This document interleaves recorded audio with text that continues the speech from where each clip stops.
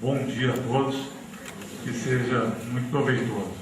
Essa proposição do tema Chico e o Valde, ela é muito interessante porque ela nos abre a possibilidade de analisar com um pouco mais de cuidado a relação visceral, umbilical, estrutural que existe entre essas duas obras. É claro que pelo fato de serem ambos dois missionários do Cristo, evidentes, assim, né, impressionantes em seu comportamento, em sua atitude, na variedade, na profundidade das suas obras, é claro que isso já facilita a identificação, né? Há um elemento ali de comportamento, há uma atitude cristã que se destaca de tal maneira nas duas biografias que se percebe a identidade, né, na essência ali, no vínculo com Cristo. São duas obras cristocêntricas. Mas termos a oportunidade de um dia como esse abordar diferentes aspectos e perceber outros vínculos, né, das duas obras e como elas se relacionam, como se complementam, é muito interessante para a gente poder até olhá-las com outra perspectiva, com outra leitura e poder aproveitá-las melhor naquilo que cada uma traz como contribuição, né? Então, nós procuramos fazer isso. Como essa é a primeira palestra do dia, nós procuramos fazer como se fosse uma visão geral, procurando mostrar alguns pontos de contato que nem sempre são destacados, são assim, salientados ao longo das conversas, para que a gente depois possa aproveitar até melhor as palestras que virão por conta dessa introdução. Para começar aqui, eu quis trazer um grande participante de congressos espíritas, que foi o Leon Denis, né, que presidiu o Congresso Espírita Internacional de 1925. Essa foto aí é exatamente de 25, da data do Congresso. Ele desencarnou em 27, quer dizer, 2 anos depois, estava com 79 anos aí. O Leon Denis, em 1911, começou a redação de uma obra que realmente é valiosa, que é O Grande Enigma. Ele levou 10 anos para redigir essa obra, e no meio dela, da sua redação, apareceu a Primeira Guerra Mundial, que lhe causou uma tristeza sem fim. Ele já estava muito adoentado, praticamente cego, então estava realmente num momento muito difícil, né, da sua trajetória final, mas ele dedicou 10 anos desse tempo à redação de O Grande Enigma. E um dos capítulos mais interessantes desse volume é um capítulo que tem como título exatamente A Missão do Século XX. Olha, a Missão do Século XX. Então estava lá entre 1911 e 1921, ali nos primeiros 20 anos do século XX, já vislumbrando qual seria o papel, qual seria a função do século XX para o prosseguimento daquele trabalho maravilhoso que foi feito ao longo do século XIX, com os grandes precursores, né, ali os coadjuvantes de Kardec, né, o próprio Leon Denis, Gabriel Delany, Pustin, Camille Flammarion, que foram os 4 grandes coadjuvantes daquele movimento que Kardec liderou no século XIX, mas que precisava ter seu prosseguimento, precisava ter seu desdobramento. Olha só como é que ele apresenta para a gente o século XX. Diz ele: o abuso dos métodos e dos processos de análise tem estado a ponto de nos perder. Consequentemente, é mister preparar as grandes sínteses, as concepções de conjunto. Olha aí. Naquele momento, ele estava, né, salientando para a gente, ou criticando o excesso de especialização que a ciência apresentava naquela virada do século XIX para o século XX, né? Uma supersegmentação do conhecimento, um materialismo predominante, entendendo que as análises da ciência e o seu método de detalhamento exaustivo de cada assunto seriam suficientes para nos dar as verdades completas, as respostas completas, né, para o progresso do conhecimento. E ele, percebendo que não, claramente se manifestava: não, nós precisamos das grandes sínteses, nós precisamos das visões do conjunto, precisamos de uma visão unitária do todo, e não essa supersegmentação, essa superespecialização que está aí se apresentando, nadando contra a corrente da tendência que se apresentava naquele momento. Mas diz mais, diz ele: para aplicar métodos novos são precisos homens novos. Quer dizer, não é com esse pensamento reinante aí fora, com essa forma de pensar que nós vamos conseguir avançar. Nós precisamos de mentes novas, precisamos de homens novos, de uma psicologia nova para poder avançar, né? Porque junto com a segmentação existe o sectarismo, a partidarização, né? Partidarização, a divisão, o espírito divisionista, o espírito de fração, que ele não consegue, né? Hoje nas escolas a palavra de ordem é interdisciplinaridade, né? Exatamente se procurando essa visão de conjunto, mas naquele momento não, cada um queria demonstrar que o seu ramo do conhecimento era mais importante que o outro, e aí não se conseguiria jamais ter essa visão unitária. Mas para chegar a ela, era necessário também uma atitude de fraternidade, um novo modo de pensar que não se apresentava naquela ocasião. E completa: prepara-se, entretanto, o trabalho de renovação. O século XIX e o começo do XX viram aparecer os precursores. Os gênios não tardarão a vir.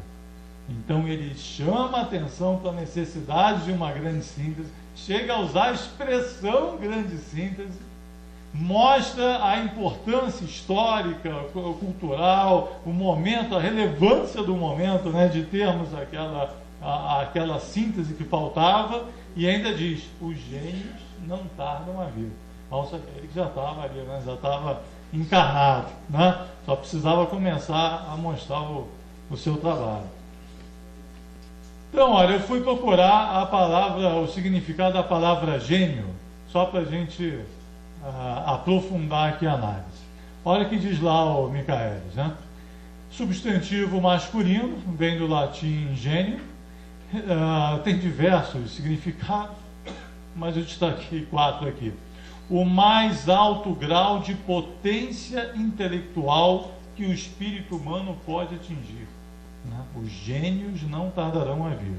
O que significa a palavra gênio? O mais alto grau de potência intelectual que o espírito humano pode atingir. Grande talento inato. Índole, caráter, temperamento, aptidão, disposição natural, vocação. Então estamos falando realmente do biótipo superior lá do pensamento baldiano, né? Do evolvido, do evoluído, daquele que se apresenta acima da média, daquele que apresenta determinadas competências, determinadas inteligências, determinadas propriedades acima dos limites estabelecidos pelo padrão geral. Esse é o gênio em todas as áreas, em todas as épocas, que se sobressai da média do padrão estabelecido. Quais foram os gênios que apareceram? Ele fala no plural, né? Ele não fala assim: o gênio não tarda a vir. Ele fala no plural. Leon Denis desencarnou em 12 de abril de 1927. Portanto, 2 anos depois daquela foto que a gente viu e 6 anos depois de ter redigido lá o Grande Enigma. Foi praticamente seu Canto do Cisne, né? Ele estava fechando ali, o Gabriel Delany desencarna em 26. Então, os 2 dos grandes coadjuvantes lá do Kardec estavam desencarnando ali na sequência. Os precursores realmente estavam encerrando a sua atividade. Ele desencarna ali em 27. Em 27, exatamente, na Itália, Ubaldi inicia a redação dos seus primeiros artigos. E em julho de 27, na revista Constança, Argentina, ele publica o seu primeiro artigo, que ficou imortalizado na obra Fragmentos de Pensamento de Paixão, chamado Os Ideais Franciscanos e a Psicologia Moderna. Então, exatamente em julho de 1927, Ubaldi começa o seu trabalho com a publicação dos seus primeiros artigos, né? E olha que coincidência, no Brasil, em julho, 8 de julho de 27, no mesmo mês, né, Chico Xavier começa o desenvolvimento da sua mediunidade, recebendo a sua primeira mensagem psicográfica, os dois, ambos, exatamente 3 meses depois do precursor desencarnar. Então, no mesmo mês, os dois começam. Mas, olha mais uma coincidência. Em dezembro de 31, na Itália, Ubaldi recebe a primeira das chamadas grandes mensagens, né? A mensagem do Natal, no silêncio da noite santa, escuta, né? E dá início formal ali à sua obra.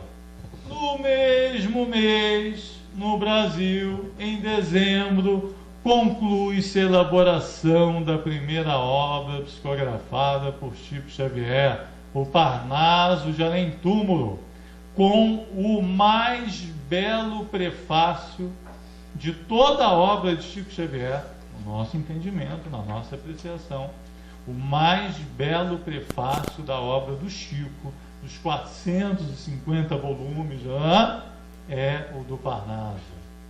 É o Chico com 21 anos de idade, dando seu depoimento, se apresentando ao público e trazendo a sua primeira obra. Está lá o Parnaso de Além Túmulo. Gente, eu não sei se todos já tinham aqui se dado assim, consciência dessas coincidências, entre aspas, mas foi um ritmo matemático, né? Leon Denis, o precursor, desencarna lá em abril, eles começam certinho em junho e vão até dezembro de 31 e apresentam os dois as suas primeiras obras exatamente no mesmo período. Então, os gênios chegaram. Os gênios chegaram. Ora, que tipo de genialidade é essa? É uma genialidade psíquica do mais alto valor. Nós não estamos falando realmente de duas pessoas comuns. Estamos falando de pessoas que tinham capacidades psíquicas únicas, né? Que um dia merecerão realmente um estudo da parte da ciência, porque eram precursores, né, de um homem do futuro, de um biotipo do futuro, e trazendo realmente competências e características biológicas, psíquicas, completamente superiores à nossa média comum, né, ao chamado padrão de normalidade. E ao mesmo tempo, e não coincidentemente, qualidades morais superlativas, com uma capacidade de trabalho, de sacrifício em prol do todo, em prol da humanidade, completamente acima dos padrões normais, né? Dentro daquela abordagem da evolução do amor, né, da grande síntese, estavam lá no ápice do altruísmo, no patamar do sacrifício pessoal pela causa e pelo todo, né? E apresentavam realmente esse padrão como seu padrão de normalidade, segundo a mensagem, né, que é lembrada aqui pelo Ariston de Francisco ontem, o sacrifício normal, o sacrifício deve ser o nosso comportamento constante, né? O nosso padrão de todo momento, né? Quer dizer, o sacrifício era a regra, era a base da existência desses dois. Então, é uma genialidade combinada, né? Você tem características psíquicas completamente diferenciadas e, ao mesmo tempo, um padrão de moralidade extremamente superior ao nosso momento comum. No caso do Chico, temos uma mediunidade exuberante, né, e polimorfa, transitando aí pela psicografia, pela psicofonia, pela vidência, pela audiência, pelos efeitos físicos, pela xenoglossia, né, mensagens em outros idiomas desconhecidos pelo médium, enfim, em todas as variedades, em todas não, mas em muitas variedades mediúnicas, uma competência, um padrão absolutamente superior, uma facilidade, uma flexibilidade, uma sensibilidade muitas e muitas vezes acima da média, né? E não fosse toda essa capacidade, toda essa sensibilidade, não fossem elementos de diferenciação, a capacidade de trabalho associada. Então, agora por conta do centenário, houve a publicação de diversas curiosidades, estatísticas, coisas sobre o Chico. E aí dizia, olha, tal livro foi recebido em 2 dias, tal livro foi recebido em 1 dia. Vocês devem ter visto, saiu muito em jornais, em livros e tal. Eu convido a todos aqui para fazer um exercício. Pega o nosso lar, tenta copiar à mão em 1 dia. Bota uma toalha branca na mesa, né? Pega umas canetas bacanas, ou então bastante lápis, bastante papel, tá? Faz aquela, né, ginástica com o braço, tal, pega uma cadeira bacana. Quando der 8 da matina, começa. Quando chegar meio-dia, você não aguenta mais o braço, né? Já está naquele limite, a um passo da tendinite crônica, né?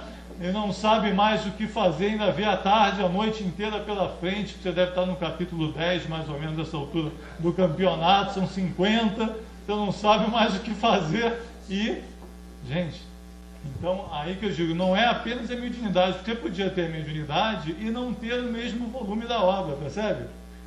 Né? As duas coisas não são necessariamente combinadas, elas só se combinaram porque além da sensibilidade da mediunidade havia o valor moral do médium, né? Porque senão essas duas coisas não se combinariam dessa forma. No lado de Ubaldi, uma variedade mediúnica ou psíquica diferente. Depois de 150 anos de doutrina espírita e das ciências psíquicas, né, da parapsicologia, da metapsíquica, todas, né, as sociedades de estudos psíquicos, a gente acha que entende alguma coisa de fenômeno mediúnico, de fenômeno psíquico e tal. A gente está no beabá do beabá do beabá, né? Recentemente, com aquelas pesquisas do Ian Stevenson sobre reencarnação, quem se der ao trabalho ali de aprofundar a análise e tal, vai ver determinados aspectos sobre a lembrança das crianças, sobre a questão das cicatrizes e defeitos de nascença, uma série de aspectos ligados à reencarnação que vão muito além da teoria que havia sido publicada até então, na literatura espírita. E o sujeito não era, o Ian Stevenson não era espírita, ele era um cientista. Mas exatamente pelo fato de ser um cientista, ele vai se aprofundando, né, com a análise dele, ele acabou descobrindo questões sobre o perispírito, sobre a influência da psique na formação do organismo, diversos aspectos ligados à reencarnação que nós não havíamos visto.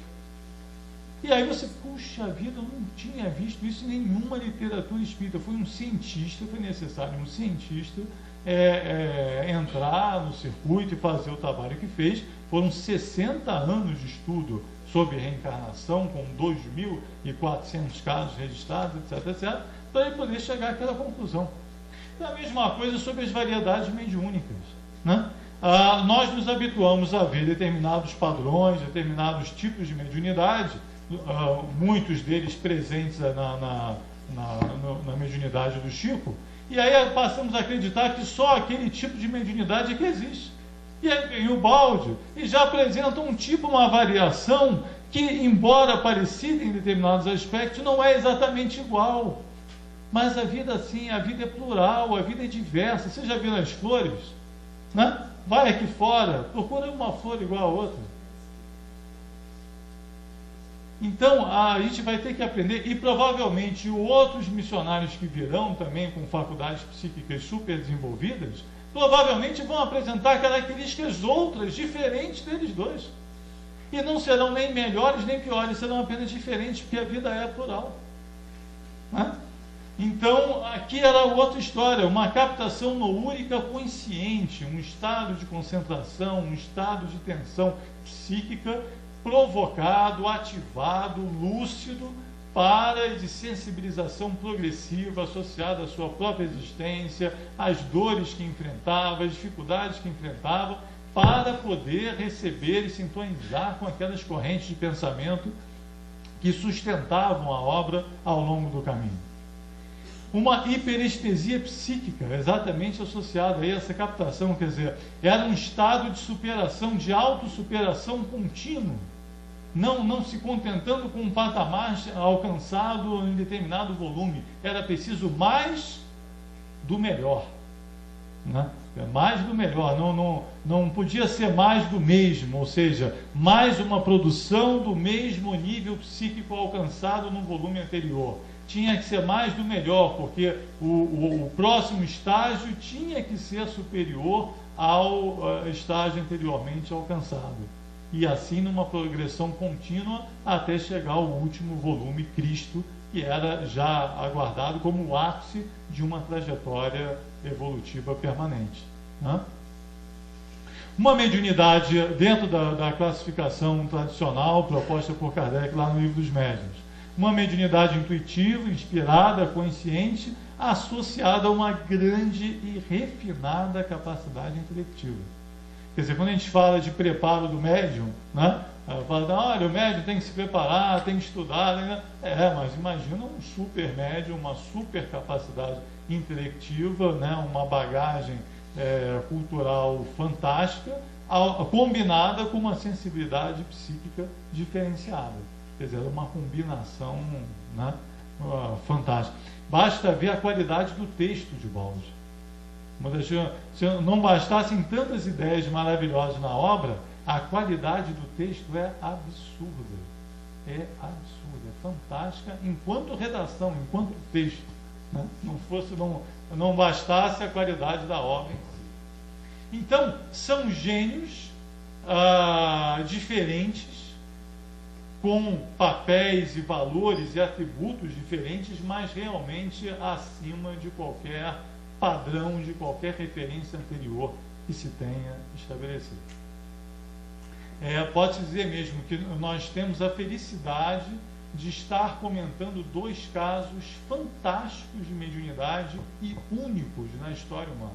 Embora sejam diferentes, cada um em si é absolutamente único na história humana, na sua capacidade, na sua produtividade, no resultado alcançado com o dom recebido. Outra característica essencial, nós estamos realmente falando de dois apóstolos do Cristo, duas personalidades cristocêntricas do mais alto grau. Né?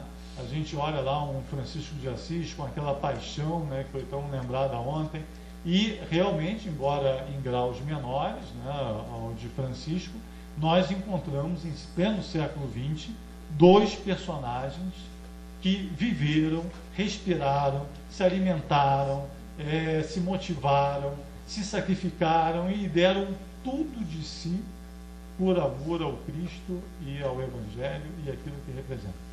A paixão, uma coisa que chama a atenção, todas essas fotos que a gente tem visto são fotos assim dos dois mais jovens, né? Então eu volto aqui, ó, tanto o Baldi quanto o Chico, a gente está vendo aqui os dois na flor da idade, né? Num bom momento orgânico. Quando você olha as fotos dos dois idosos, né, mais ali no final, né, estão no limite da capacidade orgânica. Não sobrou nada. Não sobrou nada. Você olha o resultado, né, orgânico, Não tinha mais o que dar. Teve que acabar o processo internatório porque não sobrou nada. Né? Não tinha mais substância, não tinha mais elemento, eu tinha dado tudo. O que mais você pode dar a alguém depois que deu tudo? Amor. Só, né? É só, mas aí não tem nem mais como expressar, né? E aí talvez ele fique maior ainda. Né? Aquela hora, quem encontrava o Chico idoso, né? E o Balde também ali no limite, né? Já na clínica, não tinha mais o que dar. Não tinha mais o que oferecer. A paz é sempre o resultado da completa exaustão, né? A paz, quando Cristo nos ofereceu a paz, faltou dizer isso, né? Você encontra a paz realmente quando o amor chega à exaustão, quando o limite da capacidade de doação e a plenitude do amor foi alcançado. E eles chegaram nesse patamar, dentro das suas limitações, dentro daquilo que eles podiam oferecer, eles chegaram ao limite. Então é importante a gente ter essa consciência, né? Estamos aqui analisando duas pessoas que, além de serem os gênios que nós comentamos, que tinham todas aquelas peculiaridades, todas aquelas qualidades, eles tinham essa energia, essa vontade que levou ao limite a sua entrega, a sua doação, a sua capacidade de entrega. Então, duas fontes que se completam, mas que são diferentes, porque complementariedade não é igualdade. Qual delas será maior? É uma bobagem esse tipo de pergunta, mas uma completa bobagem. Quem foi maior, Chico ou Balde? Quem é maior, a rosa ou a tulipa? Né? Vamos ver, quem é a orquídea ou a rosa? Qual é a mais perfeita? Vamos fazer concurso, imagina? Né? A delicadeza, a perfeição de uma orquídea contra a delicadeza e a perfeição de uma rosa. Vão aparecer os rosistas, os orquidistas, né? Vão brigar assim, denodadamente pela vitória da orquídea, pela vitória da rosa, e as duas continuarão em paz, placidamente, num jardim muito florido. Não é isso? Não é mais ou menos o que a gente faz? Então, não tem razão nenhuma para esse tipo de pergunta. O que a gente precisa é aproveitar o que cada uma tem para oferecer para a gente, cada obra tem para oferecer para a gente. Olha aqui, ó. Você precisa fazer a eleição entre qual o maior gênio, Da Vinci ou Einstein? Né? Você não pode aproveitar as contribuições do Da Vinci, não pode aproveitar as contribuições do Einstein, do Newton, de tantos outros. Olha outra escolha difícil aqui, quer ver? Você prefere Mozart ou Beethoven? Vamos criar o grupo dos beethovenistas, dos mozaristas, e os dois vão brigar ali, porque Beethoven é melhor do que Mozart, Mozart é melhor do que Beethoven, e os dois estão lá no Parque da Música, em nosso lar, né? Aquela paz, aquela harmonia. Gente, você pode uma hora ouvir um, outra hora ouvir o outro, né? E aproveitar. Né? Outra escolha difícil. Você prefere Rembrandt ou Van Gogh?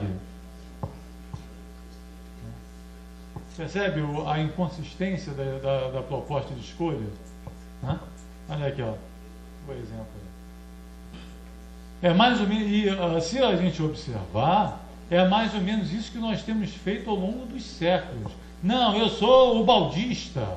Não, eu sou chiquitista. Né? O baldista é melhor, eu tenho carteirinha de baldista. Não. Lá no meu clube, não entra alguém que não seja o baldista, não. O negócio é sério. E os chiquitistas são em maior número, então ele é mais importante. Ridículo, né? É mais ou menos assim que a gente pode estar rindo agora, né, gente? Mas se pensar bem, o negócio é sério, né? É por aí que a gente escorrega, né? Olha como é que fica muito mais bonito o universalismo. As flores podem e devem ficar juntas. E se você as reúne de maneira harmoniosa, você fica muito, muito mais satisfeito. Então, só para a gente guardar, senão fica aquela história, eu sou mais universalista do que você. Não é? Eu sou mais universalista que você. Olha, calma. Missionário não tem rótulo. Atenção, porque cheguei no pedaço, né? É o cara, esse é o cara, né? Não tem rótulo, não tem. Infelizmente a gente não nasce com fitinha na testa para dizer, olha, eu sou isso, sou aquilo. Sabe como é que a gente descobre quem são os caras de verdade? Com as suas próprias vidas e com as suas próprias obras. Mostra-me a tua fé sem obras, que eu te mostrarei a minha fé pelas minhas obras. Então, aqueles que dizem não são, e aqueles que são não dizem. Deviam combinar isso, não é melhor, né? Acertar, né, Cacheta? Esse negócio. Mas tudo bem, a humildade é a característica predominante. Então, a gente descobre aos poucos. E muitas vezes só percebe depois, só percebe no final. Quando chega aquele momento de exaustão completa, que não sobrou nada, aí que você olha, puxa, mas está aí, olha. Né? Mas a gente precisa cultivar essa abertura, porque novos missionários virão, novos mensageiros virão, e a gente precisa saber recebê-los com um carinho devido para dar tempo da flor florescer. Né? Senão a gente mata as flores antes que elas cheguem no tempo devido. Nós vamos, na sequência, mostrar como alguns elementos fundamentais das duas obras estão absolutamente ligados.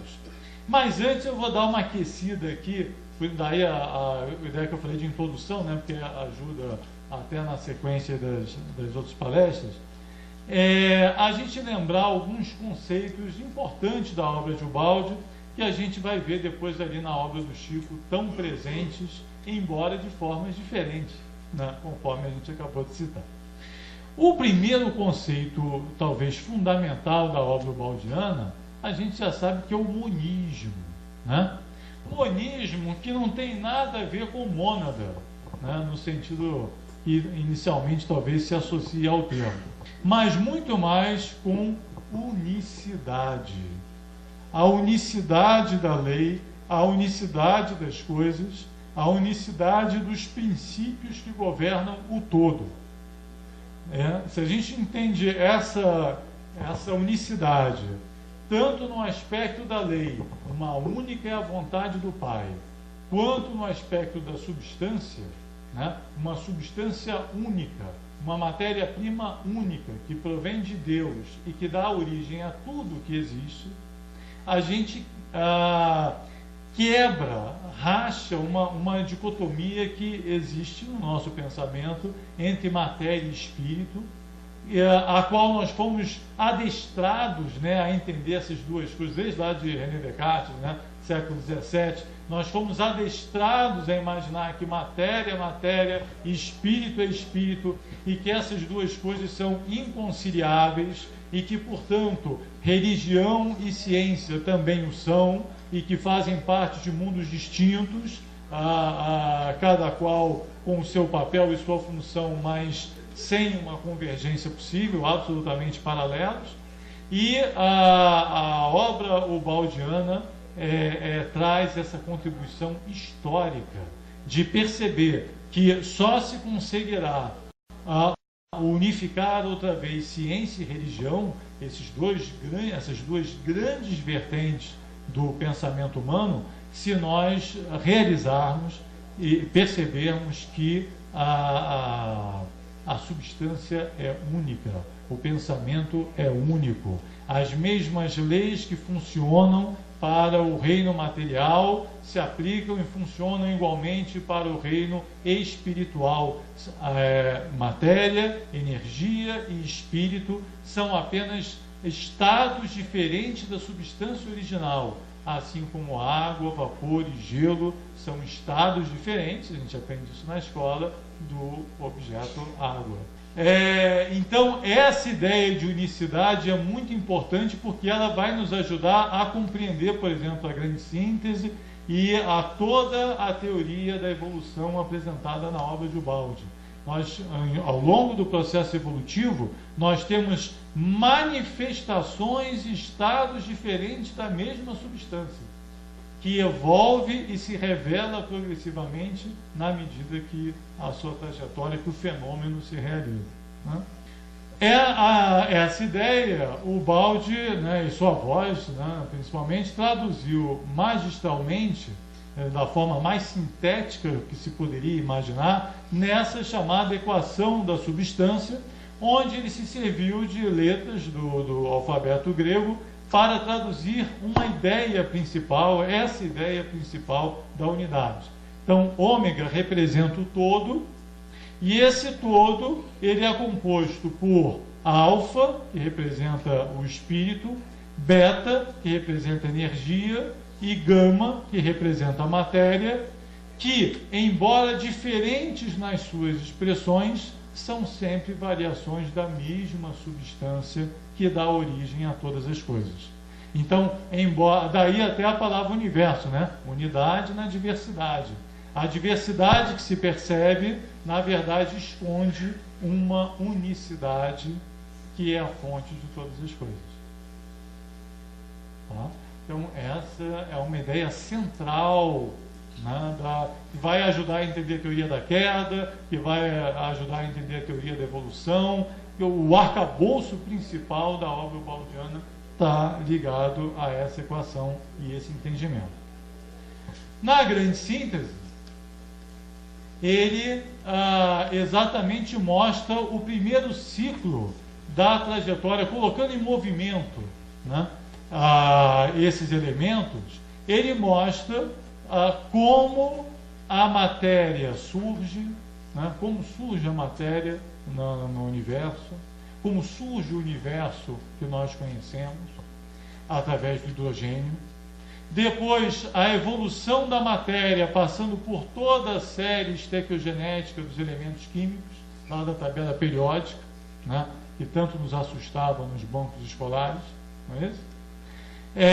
Depois, a transição da matéria para energia através da radioatividade, a circulação e a evolução da energia pelo espaço através das diferentes frequências, assumindo propriedades distintas conforme o padrão de frequência alcançado, passando pelos raios gama, pela energia gravitacional, pela energia elétrica, pelas variações da cor, pelo som, enfim, por todas as variações, pelas ondas hertzianas que a gente conhece aí da televisão, do rádio, né? Então, mostrando que todas essas variações de propriedades, essas variações de comportamento, são apenas variações de uma mesma substância que, conforme a sua organização, o seu padrão de ondas, etc., se apresenta com propriedades e com funções diferentes. Prosseguindo nessa viagem, né, mostra aqui como da energia surge a vida. E com o surgimento da vida, as primeiras manifestações do psiquismo, da consciência, e depois como essa consciência evolve, passando pelas fases iniciais, né, dos reinos mineral, vegetal, animal, até alcançar a condição humana, e ainda assim seguindo numa trajetória imensa até Cristo, até o anjo, até as formas superiores de consciência. Então, na grande síntese, nós temos uma descrição completa de toda a trajetória evolutiva como nunca se viu na literatura humana. Como nunca se viu. Nunca, na história do conhecimento, se produziu uma síntese tão perfeita e, ao mesmo tempo, tão completa, tão detalhada, tão esclarecedora do processo evolutivo como foi feito na grande síntese, logo no início da obra de Ubaldi. Todos os cientistas que hoje falam da chamada teoria de tudo, os grandes nomes dessa ciência de final do século XX, início do século XXI, tentam chegar nessa visão unitária e conceitual do processo evolutivo, tentando descobrir como é que da matéria surge a vida, como é que da vida surge a consciência, mas nenhum deles, até agora, chegou perto da inteireza, da completude, da abrangência apresentada por Ubaldi na Grande Síntese e que marca, digamos assim, a primeira etapa da sua obra. Então, é uma obra histórica, é muito difícil para nós, que somos personagens dessa época, né, termos a dimensão do valor das obras que estão presentes e que fazem parte, né, estão aí ao nosso redor. Mas essa certamente vai marcar a história e durante muitos e muitos e muitos séculos se falará dela pelo seu ineditismo, pela sua antecipação, pela pujança conceitual que ela apresenta. Mas evolução é um movimento para fora, né? Evolução, movimento e exatamente o prefixo que traz essa ideia da exteriorização permanente das potencialidades latentes. O reino de Deus não se encontra nem aqui, nem lá, nem acolá. O reino de Deus se encontra dentro de vós.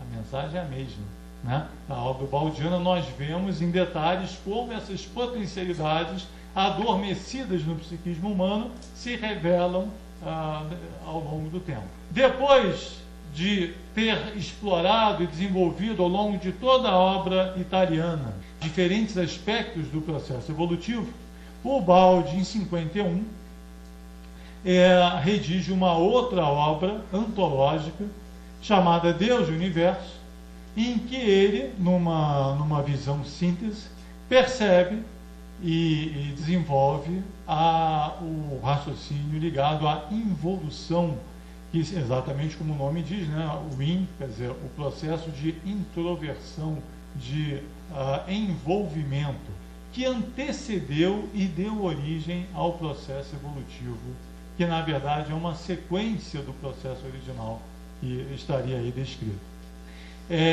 O Ubaldi mostra então de maneira também inédita no conhecimento humano, é pioneiro nesse aspecto, como do universo completamente espiritual, consciente, ao qual ele chama o sistema,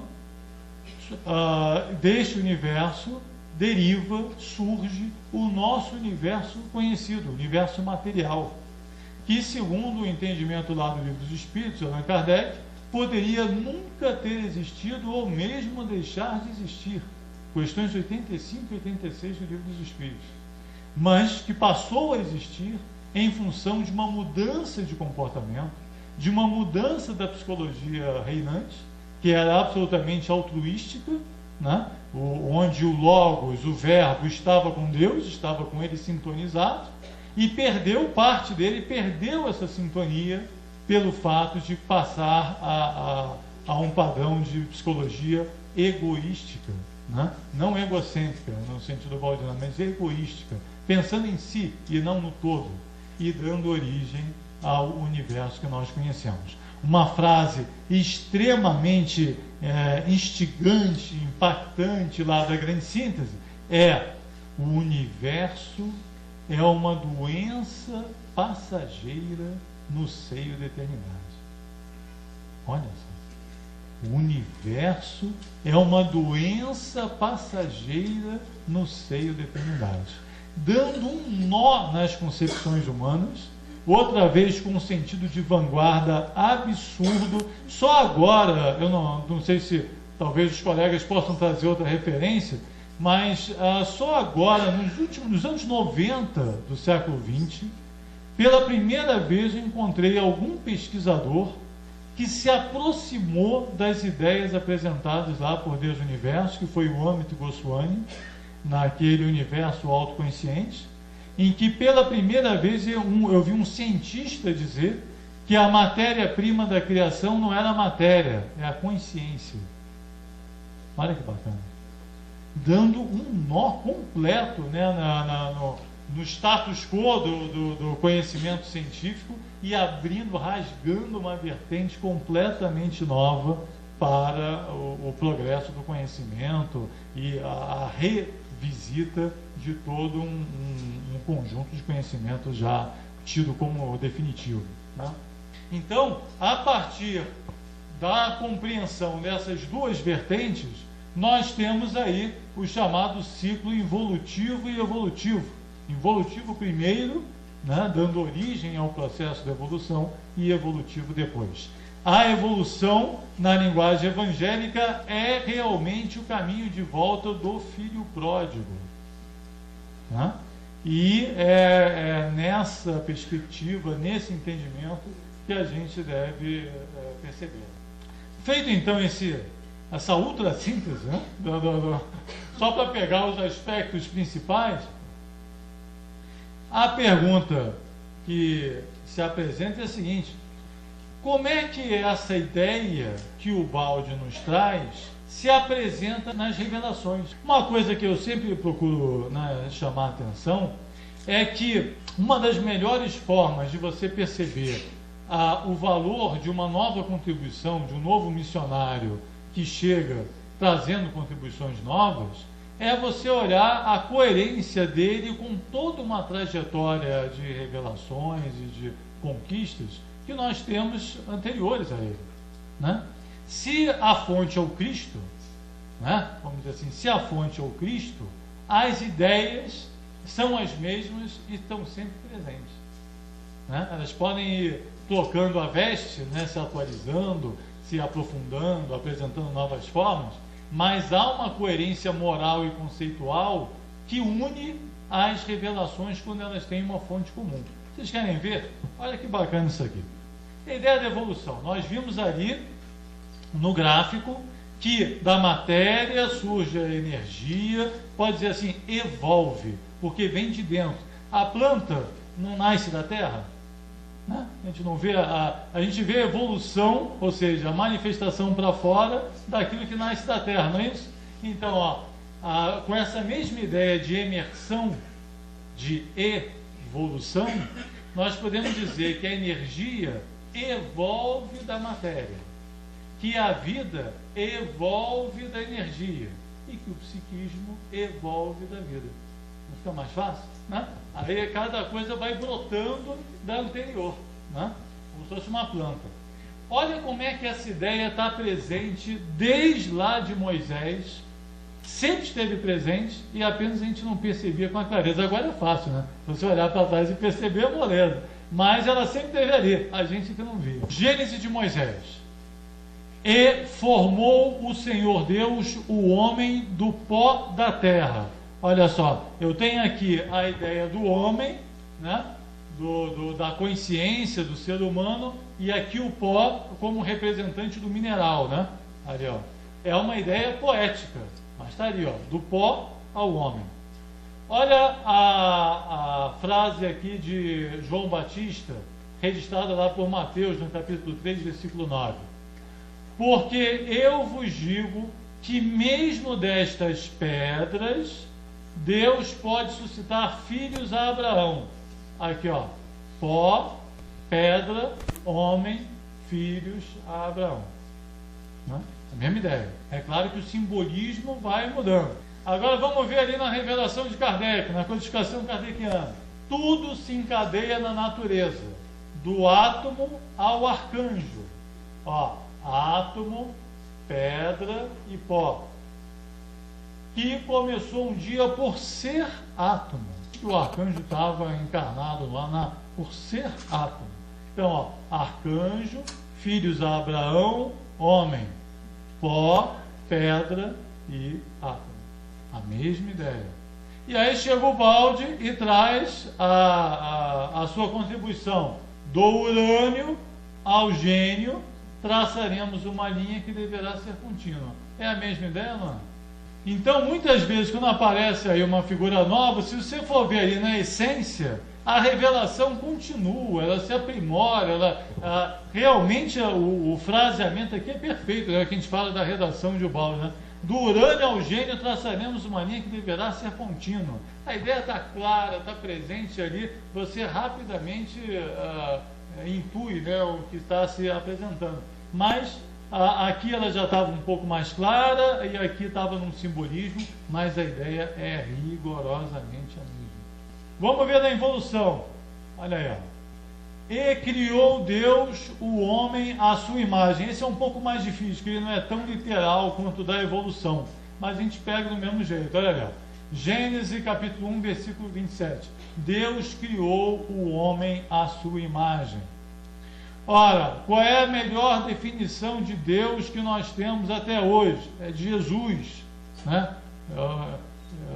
Só o Filho do Homem viu ao Pai. Não é isso? Então, a melhor descrição tem que ser a dele, né? Então, Deus é Espírito. Deus é Espírito. E no princípio era o Verbo, no princípio era o Logos, no princípio era a consciência, no princípio era imaterial, né? Deus nos fez a sua imagem e semelhança, significa que nos fez igualmente consciência, imateriais, espirituais. O efeito é tão mais semelhante à sua causa, quanto mais próximo dela se encontra.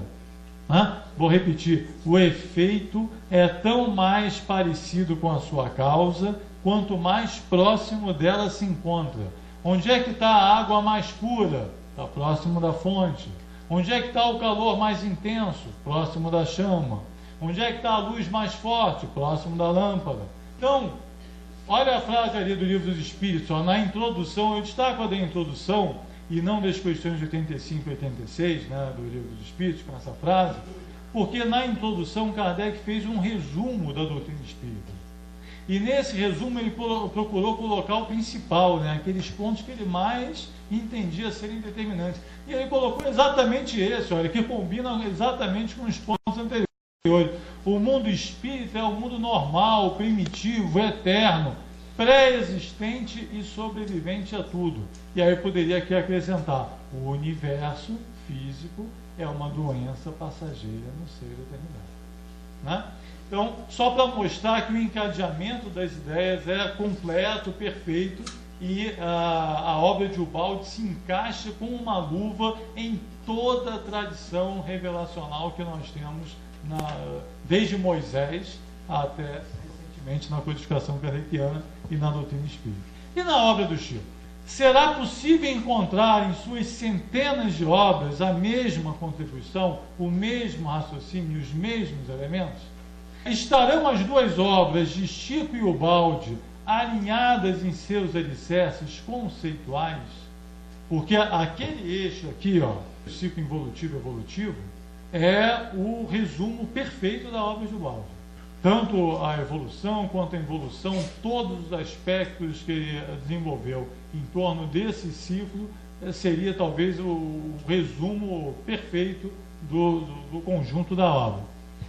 Se as duas obras, Chico e Ubaldi, estiverem alinhadas em relação a esses itens, o restante são as variações, são as diversidades das obras que são naturais, cada um, por exemplo, a coleção de Luiz com a revelação do mundo espiritual. Era a missão do Chico, ponto, né? Nunca nós tivemos, nenhum outro missionário trouxe revelações tão completas, tão exaustivas, tão detalhadas, tão consistentes da existência do mundo espiritual, senão o Chico, ponto.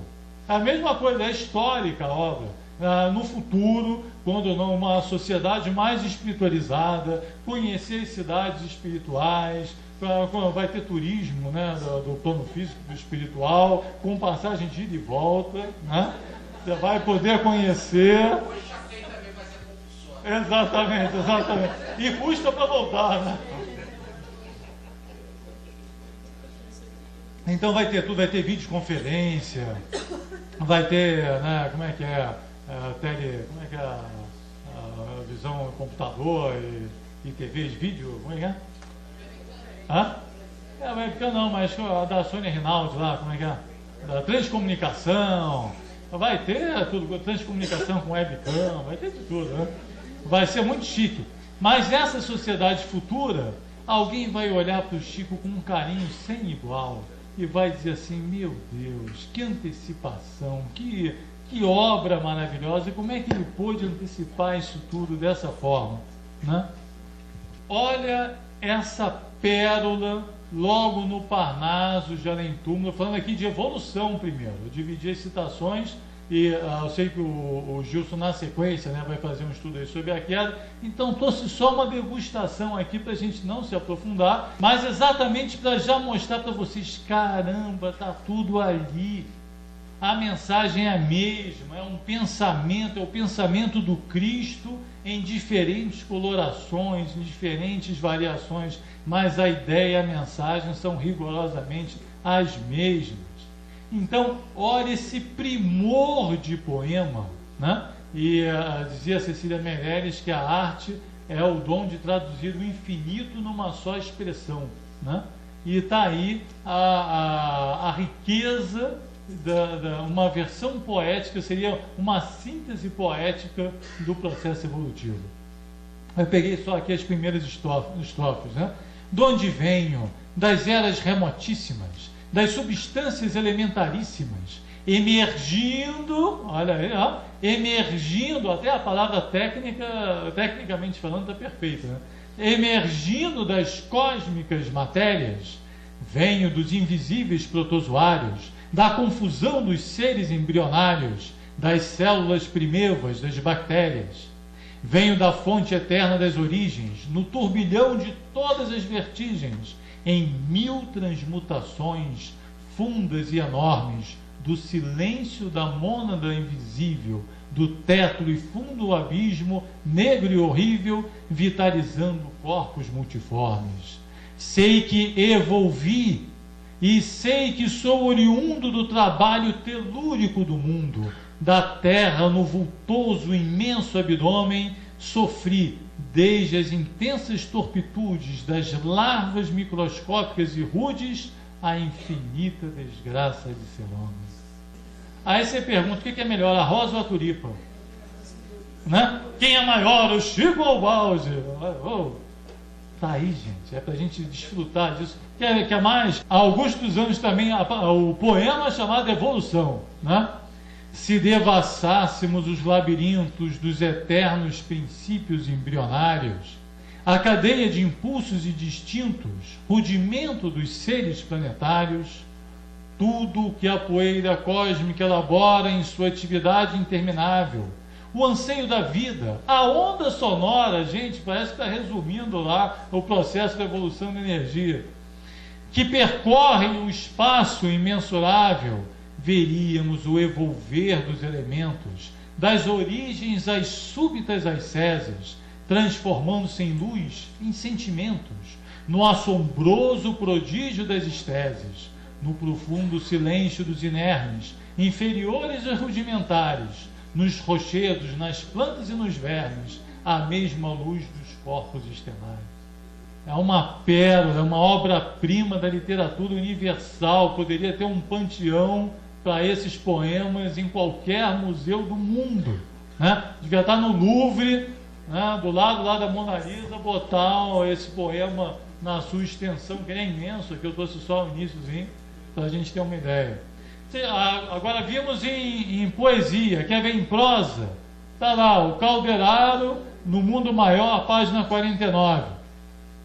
Por quê? Porque tem gente que vai entender a ideia pela poesia, mas tem outro que precisa da prosa, precisa daquela versão romanceada do André Luiz. Então, a cada um segundo a sua necessidade. A ideia é a mesma, mas ela se apresenta de forma adequada à necessidade de cada um. Está aí, ó. Na verdade, não há nisso mistério algum. Voltemos aos ascendentes em evolução. O princípio espiritual acolheu-se no seio técnico das águas, através dos organismos celulares, a história toda. Eu não vou ler aqui para a gente não... Mas só para mostrar que tem lá um poema brilhante, absurdamente brilhante, e tem também a explicação em prosa, numa linguagem mais simples, né, de acordo com a necessidade de cada um. Consegui me furtar aqui a trazer uma citaçãozinha sobre a ideia da unidade da substância. Concluímos assim que há fluidos materiais e fluidos espirituais, que os primeiros são elementos inconscientes e passivos, e os últimos a força eterna e transformadora dos mundos, salientando-se que uma só lei rege a vida. Monismo, uma só lei rege a vida, em sua identidade substancial. Está aí Emmanuel fazendo coro com sua voz, né? No Consolador do Emmanuel, até as expressões são absolutamente as mesmas que se encontram na grande síntese. Estão falando em coro, literalmente em coro. Evolução da matéria é um título de um capítulo da grande síntese. As individualizações químicas possuem igualmente a sua rota para a obtenção das primeiras expressões anímicas. É exatamente um resumo do ciclo de evolução da energia para a vida descrito na grande síntese. Através da radioatividade verifica-se a evolução da matéria. Idem, está tudo lá exatamente igual. Exatamente igual, com as mesmas palavras. Vamos ver sobre a queda. Olha que primor, que Castro Alves, através de Chico Xavier, no Parnaso de Além Túmulo, né? Há mistérios peregrinos, no mistério dos destinos, que nos mandam renascer. Da luz do Criador nascemos, múltiplas vidas vivemos, para a mesma luz volver. Olha a ideia do ciclo aí, né? Ciclo, evolução, evolução. Perfeito. Só que é uma poesia. Você pode escolher o gráfico, você pode escolher a equação da substância, ou pode escolher o poema. O que você prefere? Pode. É a linguagem de cada um. A vida é múltipla, né? Outra, poema de Bocage, recebido também pelo Chico, também com a ideia da queda. Vive o homem no mundo sorte dura, por estranho caminho arremessado. Fera o titã cativo a negro fado, do berço morno à fria sepultura. Triste filho dos céus, de alma perjura, desprezível Adão acorrentado, ao desterro de sombras do passado, respira o lodo e chora a desventura. Ao vão orgulho, a esse Deus inimigo, altares vãos erige, por vaidade, que na treva o mantém revel mendigo. Por mais altos pregões a feribrade, traz desditoso o cárcere consigo, atado à morte em plena eternidade. E aí vocês dizem assim, Júlio, mas os poemas são longos, talvez precise de uma frase mais curtinha para fechar essa história. Aí tá bom, ó. A evolução é a nossa lenta caminhada de retorno para Deus. Os que mais amam vão à frente, traçando o caminho aos seus irmãos.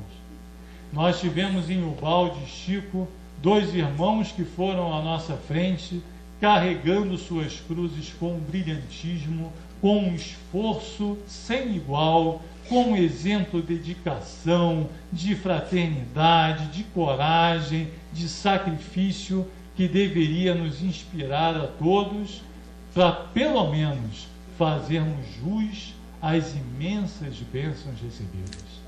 Que Deus abençoe o nosso 15º Congresso Pedro Baldi e que possamos sair todos aqui imbuídos de transformar nossas vidas na direção do amor e da fraternidade universal. Que Jesus nos abençoe a todos.